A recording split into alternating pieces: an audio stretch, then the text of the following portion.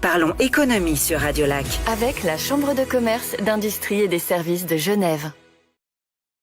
Bonjour Fernando Martins. Bonjour. Vous êtes le patron du restaurant Le Portugais qui se trouve, alors pour l'instant bien sûr vous êtes fermé, mais je le dis pour qu'on y aille très vite dès que vous allez rouvrir, boulevard du Pont d'Arve 59 à Genève. À vos côtés également Claude Christophy, bonjour. Bonjour Benjamin. Vous êtes le cofondateur du collectif indépendant et entrepreneur suisse qui est, moi je suis allé voir sur Facebook, qui a explosé en simplement quelques jours. Oui, exactement. En moins d'une semaine, on avait plus de 6000 membres. Il y a un vrai besoin d'entraide et de solidarité. Il y a un besoin de partage d'informations, dans le sens que les informations, elles sont disséminées partout, même dans un canton, c'est sur plusieurs sites, plusieurs pages, et puis au niveau fédéral aussi. Et là, il y a énormément de questions sur comment faire. Et puis là, il y a de l'entraide qui se met en place, qui s'émule, et les entrepreneurs s'entraident, répondent à des questions, posent des questions, etc. L'entraide, c'est ce que vous constatez également, Fernando Martins ? Alors, chez les restaurateurs, en tout cas, moi j'ai essayé de venir en aide à mes collègues restaurateurs qui se sont un peu sentis délaissés par, en tout cas, notre fêtière principale, la Société des cafetiers restaurateurs hôteliers de Genève, et qui avaient beaucoup de questions auxquelles ils n'avaient pas de réponse. Et c'est vrai que j'ai passé beaucoup, et je continue à passer pas mal d'heures à essayer de leur venir en aide, à répondre à des questions, à faire des recherches avec eux. Ce qu'il faut dire, c'est que il y a un nouveau plan qui vient d'être voté, un projet, 250 millions de francs pour venir en aide à nos entrepreneurs. On le détaillera dans quelques minutes en compagnie de Vincent Subilia, le directeur général de la CCIG. Je vous prends un exemple très concret. Je discutais avec un coiffeur hier qui me disait, alors moi, pour mon salon, en tout et pour tout, j'ai touché 682 francs. Qu'est-ce qu'on fait avec ça ? Et quelle est votre situation, Fernando ? Alors c'est sûr que nous on a concrètement pas encore touché si vous voulez de sommes de dédommagement par rapport à ce qui s'est passé. On a reçu les 50 francs au mètre carré, enfin certains d'entre nous. On a reçu personnellement, j'ai reçu pour le mois de novembre les charges sociales patronales. À part ça, j'ai les APG. Et même malgré tout, ça ne suffit pas, et de loin, à couvrir tous nos frais, toutes nos charges. Et on attend cette indemnisation, moi j'appelle ça comme ça, du cas de rigueur. Mais malheureusement, il faudrait que ça soit dans l'urgence. Et avec le formulaire qui viennent de nous sortir hier, et malgré tout ce qu'ils avaient promis, malheureusement ça va prendre beaucoup plus de temps que prévu, parce que ils sont venus nous demander les chiffres 2020, et c'est impossible d'avoir les chiffres 2020. On nous avait dit qu'il n'y aurait pas besoin du bilan 2020, et on nous sort un formulaire où on nous demande un bilan un peu camouflé, et nos fiduciaires sont dans l'impossibilité de nous les fournir. Juste d'un mot pour qu'on comprenne bien, pourquoi est-ce qu'en début 2021, on ne peut pas fournir le bilan 2020 ? Parce que normalement, on clôture. Alors moi, pour le coup, je clôture au 31 janvier. Et puis, imaginez les fiduciaires qui ont tous les restaurants et autres entreprises qui leur amènent leur comptabilité au début janvier 2021. C'est impossible à gérer. Oui, l'année fiscale qui se finit fin mars. Vous faisiez oui de la tête, Claude Christophy. Oui, tout à fait. Parce que vous entendiez les propos de votre voisin. Exactement. Sur le principe, on remercie le canton de Genève qui essaye de compenser ce que ne fait pas le Conseil fédéral. Donc c'est déjà bien. C'est vrai que le chiffre de 250 millions, il est impressionnant. Maintenant, bon nombre d'entrepreneurs ne rentrent pas dans les cases. Il n'y a pas de réponse universelle. Et nous, on a besoin de procédures simplifiées pour avoir de l'aide qui arrive tout de suite. Et puis, ça pourrait être sous la forme d'un crédit. Et ensuite, que les dossiers soient analysés. Là, on va toujours on est toujours en retard, en fait. Maintenant, il y a un formulaire, il va falloir le remplir. Après, il va falloir l'analyser, dire si c'est possible. Puis peut-être que dans un mois ou deux, les aides seront versées. Ou pas, d'ailleurs. Ou pas. Et combien d'entrepreneurs vont faire faillite d'ici là, ou vont pas y arriver, ou vont devoir chercher des aides, se retourner, etc., et puis vivre des situations psychologiques difficiles. Moi, c'est ça qui pose problème. Vous avez quand même dit un mot assez dur, à savoir, on remercie quand même le canton de faire ce que le Conseil fédéral ne fait pas. Oui. C'est embêtant. C'est-à-dire qu'on est quand même dans une situation où, d'un côté, par exemple, on a l'annonce de Genève qui nous dit, voilà, on a un formulaire simplifié, on a mis en place les cas de rigueur, mais il faut quand même pas oublier que les cas de rigueur, ils ont été abordés au Conseil fédéral au mois de juillet. On est au mois de janvier. La deuxième vague, elle a commencé au mois de septembre. On est au mois de janvier. Tout ça, c'est très tard. Et le Conseil fédéral continue à imposer des mesures. Là, l'annonce d'hier, c'est il est probable qu'on rouvre pas, on fait le point dans 2 semaines. Oui, Alain Berset qui a dit, je peux vous dire mon sentiment sur l'été 2022. Oui, et après, il l'a même pas donné. Donc voilà, c'est vrai que c'est une réalité. On n'a pas de plan. C'est à la une de tous les journaux aujourd'hui. Le Conseil fédéral ne veut pas donner de plan sur une réouverture. Et notre problème à nous, c'est que gouverner, c'est prévoir. Un entrepreneur, il peut poser des stratégies s'il sait où il va. Là, on ne sait jamais où on va. On ne sait jamais si on va être ouvert, si on va être fermé. On ne sait jamais qu'est-ce qui a le droit d'être autorisé ou pas. La première vague, à un moment donné, on parle d'essentiel, non essentiel. Maintenant, on nous fait une liste ultra compliquée de ce qui est autorisé, pas autorisé, où on peut louer des skis mais pas acheter de bonnets. Enfin. Pour revenir à votre situation, le restaurant, le Portugais, encore une fois, boulevard du Pont d'Arve 59, quelle est votre réalité aujourd'hui ?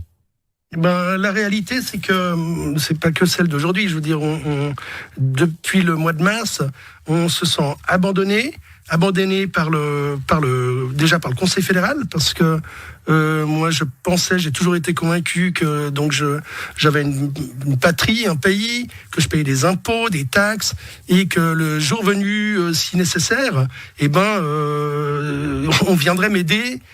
S'il y avait, je donnais l'autre jour l'exemple d'une invasion étrangère, je me suis toujours dit, l'armée est là pour nous défendre. Là, on a une pandémie, et puis le Conseil fédéral n'est pas là pour nous défendre. Et dès le début, on les a sentis complètement perdus, ne prenant pas de décision qui soit concrète. On a l'impression qu'ils naviguent à vue. Et puis nous, je parle des restaurateurs, mais tous les commerçants, mais nous, les restaurateurs, on peut pas travailler, on peut pas fermer du jour au lendemain, on peut pas ouvrir du jour au lendemain. On a des stocks, on a des produits, il y a des mises en place à faire. Je veux dire, on a l'impression qu'on nous prend vraiment pour, je sais pas, pour des guignols, et c'est lassant, c'est perturbant même. Je peux dire que c'est perturbant parce que on est plusieurs à avoir complètement perdu confiance en ce pays quelque part. Tout à fait. D'un mot. Plus d'un. Ce que je vois, ce que je lis beaucoup, et qui est franchement touchant et impressionnant, j'ai des entrepreneurs qui disent « j'ai honte d'être suisse, j'ai honte de vivre ici ». On voit la complexité du fédéralisme, le canton et la confédération qui se renvoient la balle. Franchement, on a l'impression de devoir faire la manche pour obtenir des indemnisations auxquelles on a le droit. C'est pas de notre faute si l'économie elle est restreinte, d'une part parce qu'il faut ralentir la propagation du virus, et ça c'est tout à fait ok qu'on le fasse. Mais après il y a aussi l'autre bout, c'est-à-dire tous ceux qui continuent à travailler mais dont l'activité a baissé. Les pneus de voiture on les change moins, on roule moins. Les chaussures on les change moins. Tout le commerce de détail, ils ont pratiquement 3 saisons sur les bras dont ils savent pas quoi faire. Là j'ai encore des questions hier dans le groupe. On va faire comment ? Est-ce que je commande la prochaine saison ou pas ? Parce que finalement, là, ça devient du suicide. Ils commandent déjà, ils ont 3 saisons en arrière, il faut que le stock, ils augmentent. Et la nouvelle saison, il faudra bien la payer, évidemment, et avec quel argent ? Ce nouveau projet de 250 millions de francs, comment la CCIG se positionne autour de ça ? Alors effectivement, on écoutait avec beaucoup d'empathie le désarroi des entrepreneurs genevois, pour ne pas dire la détresse qu'il partage avec vos auditeurs. Et on y est naturellement extrêmement sensible. Comme vous le savez, depuis le début de cette crise sans précédent, la Chambre de commerce est montée aux barricades pour leur venir en aide avec les moyens qui sont les nôtres, mais avec la volonté véritablement de pouvoir les appuyer. S'agissant du dispositif genevois, que j'ai qualifié de plan Marshall, on l'accueille naturellement de façon très favorable. Il ne permettra pas de résoudre l'entier des situations. On n'a pas la baguette magique ou la boule de cristal, mais il témoigne d'un engagement extrêmement ferme de la collectivité pour venir en aide à ces cas dits de rigueur auxquels Genève ajoute une composante puisqu'il y a une troisième porte de sortie. Je rappelle le triptyque, c'est important pour les entrepreneurs qui nous entendent. Fermeture administrative de plus de 40 jours, baisse de chiffre d'affaires de 40%, et puis une troisième catégorie qui est celle d'une diminution de chiffre d'affaires entre 25 et 40%, qui est une spécificité genevoise. Pour nous, il y avait deux exigences. La première, c'est la célérité d'exécution de ce plan d'action. Et dès hier, le formulaire destiné à permettre l'indemnisation, Monsieur Christophe le rappelait, c'est une forme d'assurance parce que vous n'avez pas choisi qu'on vous intime l'ordre d'arrêter de travailler, donc il est juste que vous puissiez être compensé. Le formulaire est à disposition, les aides vont arriver, nous dit-on, très vite. Et puis, la deuxième composante qui est tout aussi importante, c'est celle du volume, la volumétrie des indemnisations qui vous sont accordées. Et là, la CCG a fait entendre sa voix jusqu'à Berne. Et je pense que Genève a été entendue. Certes, les 2,5 milliards supplémentaires qui devraient être débloqués par le Parlement en mars ne sont pas la panacée, mais 5 milliards qui sont désormais alloués aux aides, c'est une somme qui n'est pas négligeable et qui nous semble aller dans la bonne direction. Célérité, volumétrie, deux paramètres essentiels, et on espère que ça permettra à nos entrepreneurs de négocier ce trou d'air qui se prolonge indûment.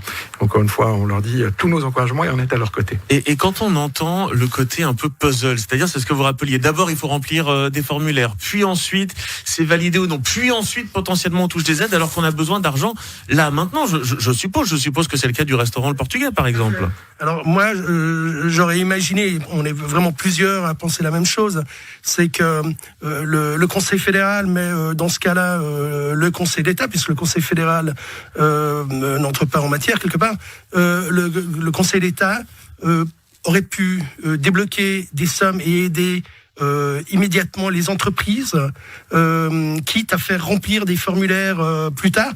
Ça s'est très bien passé lors du crédit au printemps, le crédit Covid. On a simplement rempli un formulaire, mais très très simple. On a mis notre chiffre d'affaires en quelques jours, pour pas dire en quelques heures. Nous avions ce crédit. Je ne comprends pas pourquoi, vu l'urgence, le Conseil d'État n'utilisent pas la même méthode. Ils ont nos chiffres d'affaires des années précédentes.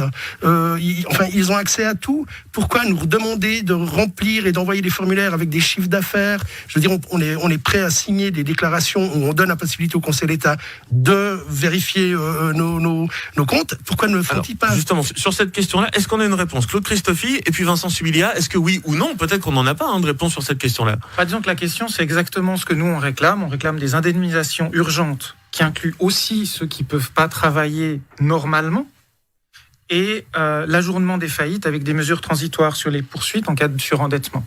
C'est des choses qu'on demande. Bon, Genève répond « c'est le droit fédéral, on ne peut rien faire ». Ok, mais dans ce cas-là, mettons-nous ensemble et essayons d'interpeller Berne par rapport à l'ajournement des faillites.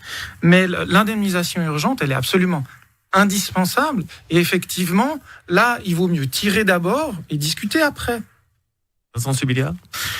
Alors encore une fois, vous le savez, la Chambre de commerce est une institution indépendante et à ce titre, je ne suis pas le porte-parole des autorités genevoises. Cela étant, nous travaillons main dans la main avec elles et je peux dire ici que le département du développement économique, la conseillère d'État Nathalie Fontanet et tous ses collaborateurs sont parfaitement conscients de l'acuité du problème. Et j'ai, pour ma part, le sentiment, et là je parle aussi avec une casquette de député, que tout a été mis en œuvre dans les limites de ce qui est disponible et d'une situation budgétaire dont vous savez qu'elle est compliquée à Genève, indépendamment même de la pandémie, pour pouvoir libérer rapidement et de façon simplifiée, dans le cadre d'un dispositif global, les montants que vous appelez de vos voeux. Et s'agissant des indemnisations, pour ce qui peut être décerné au plan genevois, j'ai la faiblesse de considérer que tout ça va aller vite. J'ai eu entre les mains le formulaire en question. Nous avons même été consultés, c'est-à-dire si les milieux économiques peuvent être entendus. Est-ce qu'ils sont toujours écoutés? J'aime le croire. Mais pour faire en sorte que ce formulaire soit le plus praticable possible. Vous avez le nez dans le guidon. Vous êtes en proie à des difficultés historiques. Il faut qu'on puisse vous faciliter la vie. C'est notre rôle et j'espère qu'on y parviendra ensemble. Et je précise que Nathalie Fontanet sera dans cette émission dans un mois. Vous vouliez répondre quelque chose? Oui, je voulais dire que j'entends bien M. Subilia et je remercie pour tout son travail. Mais dans la partie où, parce que tout le monde était au taquet, tout le monde était prêt, il y a une publication hier dans la Tribune de Genève où on nous annonçait la liste des documents qu'il fallait préparer, etc. Monsieur Terlinchamp nous a assuré avant-hier à la qui était à la tête de télévision. votre fêtière, je le précise. Voilà, qui est à la tête. Il est passé à Léman Bleu. Il nous a assuré que il n'y aurait pas les chiffres de 2020 à fournir, uniquement de 2018 et 2019. Finalement, et on se retrouve le 3 février avec il faut présenter les chiffres 2020. Et il y a des restaurateurs. J'ai reçu des dizaines d'appels depuis hier. Ils sont dans l'incapacité de fournir les chiffres 2020 parce que ces chiffres sont aux mains de leurs fiduciaires, et les fiduciaires croulent sous le travail, car ils doivent faire les déclarations, les salaires de janvier, ils doivent faire les déclarations impôts à la source, ils doivent faire les demandes RHT pour beaucoup d'entreprises. Alors, ils n'arriveront pas à suivre. On comprend bien entendu cette difficulté. Du coup, je vais me permettre, et ça sera ma dernière question, est-ce qu'il y a peut-être des choses qui se font dans d'autres cantons dont on pourrait s'inspirer à Genève ? Oui. Justement, le canton du Jura a mis exactement en place ceci, c'est-à-dire que l'entreprise s'annonce en disant voilà, j'ai des difficultés, mon chiffre d'affaires, etc. Et il y a la mise en place d'un dossier simple qui après va être complété, et ils mettent en place tout de suite à disposition un crédit de 5 ans à taux zéro, et puis ensuite ils adaptent. C'est-à-dire que si l'entreprise ne peut pas recevoir d'aide, elle devra rembourser dans les 5 ans. Et si elle reçoit de l'aide, le crédit, il est enlevé. Et donc, ça permet de répondre très rapidement. Et là, je pense que c'est très important d'avoir presque une sorte de pré-relais, en fait. Oui, d'avoir deux systèmes. C'est-à-dire quelque chose avec des mailles assez larges, qui effectivement couvrent, comme ce qui est proposé aujourd'hui, ce qui doit être couvert. Puis après, essayer de gérer les exceptions. Parce que le Jura, là aussi, il se laisse la possibilité de dire vous n'êtes pas passé dans les mailles du filet qu'on propose, vous pouvez faire une demande, on va évaluer votre dossier. Alors c'est clair que la densité de population et d'entreprise n'est pas la même au Jura qu'à Genève, on est d'accord. En même temps, ils ont moins besoin de restrictions sanitaires. Et moi, je pense que ce qui est important, c'est qu'on doit mettre en place une stratégie de sortie de crise qui est novatrice et qui tienne compte de la réalité du coronavirus et arrêter de se voiler la face. Là, il est clair et net que ça va encore durer des mois. Et on ne peut pas, chaque fois, se dire on va compenser ce qui s'est passé ces derniers mois et ça va bien aller dans 2 semaines. Le temps nous manque, mais bien entendu, nous reparlerons de cela très vite. Je voudrais juste entendre Vincent Subilier, puis je vous laisserai le mot de la fin à Fernando Martin. Oui, d'un mot pour vous dire que naturellement la complexité, on en a tous conscience, et de même que l'urgence. C'est la raison pour laquelle la Chambre de commerce vous donne rendez-vous. Vous donne rendez-vous de façon digitale, mais néanmoins de façon active, le 9 février prochain, entre 12h et 14h, pour un séminaire que nous organisons conjointement avec l'État de Genève, main dans la main, intitulé Aide Covid cantonale, mode d'emploi. L'idée étant de pouvoir véritablement vous prendre par la main pour dissiper tous les malentendus qui existeraient, répondre à toutes les questions que vous poserez. Et puis au-delà de ça, très brièvement, vous avez raison, Monsieur Christophe, il faut pouvoir se projeter dans ce que sera le monde d'après. Pour ce faire, on a besoin de disposer d'une stratégie de sortie de crise qui soit cohérente et ordonnée. Et c'est la raison pour laquelle la Chambre de commerce a tapé du poing sur la table hier sous forme d'un communiqué qui a été repris pour dire que les atermoiements du Conseil fédéral, qui, plutôt que de statuer sur ce que sera le sort des restaurateurs, respectivement des commerçants, dont je rappelle que c'est pas des foyers de propagation de la pandémie, à la fin du mois de février, parce que c'était la lueur d'espoir qu'on avait au même titre que sur le front vaccinal, eh bien de jouer avec le moral, et le terme est faible, des entrepreneurs qui n'aspirent qu'à une chose, c'est de la prévisibilité, eh bien ça nous paraît être une façon relativement cavalière, et là encore une fois c'est un euphémisme, de traiter la solution. Donc nous appelons à la réouverture des commerces pour la fin février, comme cela a été annoncé, et nous espérons encore une fois que nous pourrions envisager le mois de mars avec davantage de sérénité. Le mot de la fin pour vous, Fernando. Alors, j'ai tellement de choses à vous dire, mais je vais finir par une chose, c'est que on n'a eu aucun dédommagement pour 2020. Concrètement, des vrais dédommagements. Il faudrait que le crédit Covid qu'on a eu soit non remboursable et soit un dédommagement, enfin déjà une part du dédommagement, parce qu'on n'a rien demandé à personne. Et une autre chose, il faut pas oublier que dès qu'on va rouvrir, dès la réouverture, s'il y a des restrictions sanitaires, et il y en aura, nos entreprises ne sont pas rentables. Elles ne seront pas rentables.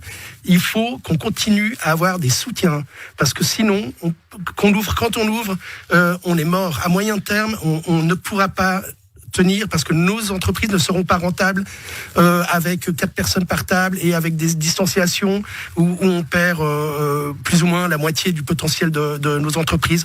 Donc, elles ne seront plus viables sans soutien. Merci beaucoup, messieurs. Et je prends l'engagement ici. On vous réinvitera. Nous ferons une spéciale autour de ce thème qui agite la vie des Genevois et des Genevoises depuis une année.